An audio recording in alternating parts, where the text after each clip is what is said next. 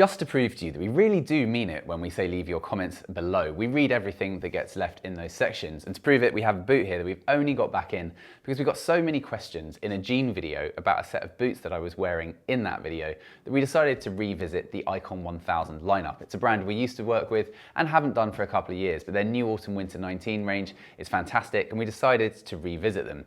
I was wearing the Prep boots, a pair of boots from Icon that have been around for about 7 or 8 years, and I have done about 50,000 miles in those things, and they've only literally just fallen apart. I love them to bits, so I was really excited to see what the latest offerings from Icon were. And the Joker boot is a fantastic executed, really wonderful high-rise boot for all riding conditions. So like a high-rise boot, it offers you loads of protection, but I think that the Joker does it in a way that is the least cumbersome and the least noticeable. It feels streamlined, slick, lightweight, and very, very comfortable, and it offers you a lot of different things. So feature-wise, we have everything going in my book. We have a CE-approved boot with a full grain leather upper in the majority, except for where we have this hard-wearing textile section for flexibility. We have D30 armor in the heel sections for extra comfort, and this is a soft armor that's malleable and it locks together on impact, so it's great as a comfort feature and just remaining unnoticed day to day. And that's the best thing that a motorcycle boot can do, is just be unnoticed. You don't want to think about it. You want to have an ease of flexibility in your foot so that you can get on with what you're doing,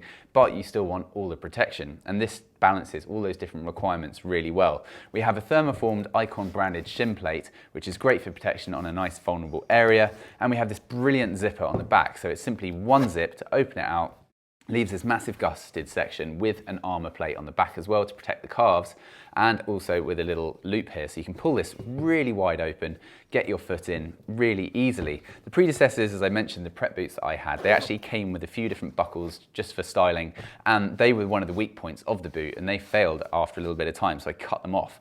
And they weren't necessary, they added nothing to the boot. I'm glad to see that these have done away with it, and they remain really simple, there's nothing that can go wrong, and they just do a wonderful job. So they're waterproof and breathable. You've got this great anti-slip rubber sole, which is nicely molded, but still feels really lightweight too. So again, balancing all those requirements of dexterity and protection.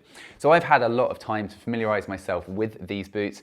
We actually got them in a few weeks ago, and since then I've already managed to do a flat track riding experience, commuting them several times. I've raced in them at the Bike Shed Festival and the Dirt Cup, hence why this pair is completely caked in mud, because I've been using them and familiarizing myself with them and have been very impressed too. The only thing I can tell you from personal feedback is the sizing and fit is one size too small on these.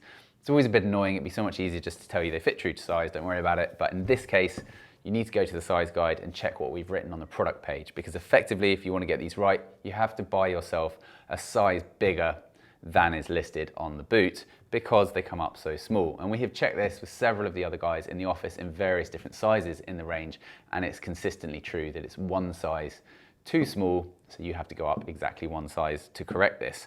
So this was the case with me, and the other thing I found was also that the actual footbed itself is relatively narrow. So if you're someone who knows they have a particularly wide footbed, then this may not be the right style of boot for you. But it's not particularly narrow, it's just not too accommodating of the wider footbed people. The other thing is the calf. If you're like Phil here, who has unbelievably chunky calves, you may find that this zipper is really quite a tight fit because it's essentially a one-size-fits-all approach.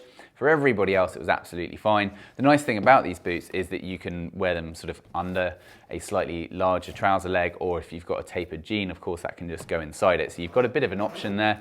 Most high-rise motorcycle boots are definitely chunky to the point that you have to go inside them. You don't necessarily have to do that with these. They come in the black that we have next to us here, and also in an actual brown rather than just black caked in brown mud, and they're both in stock and available now. So if you've got any questions that you'd like to know about the boots, do leave that in the section below, and please always give us your comments and feedback, and subscribe to our channel if you want to be the first to find out about the world's finest riding gear. Thank you very much for watching. We'll see you again soon. Goodbye.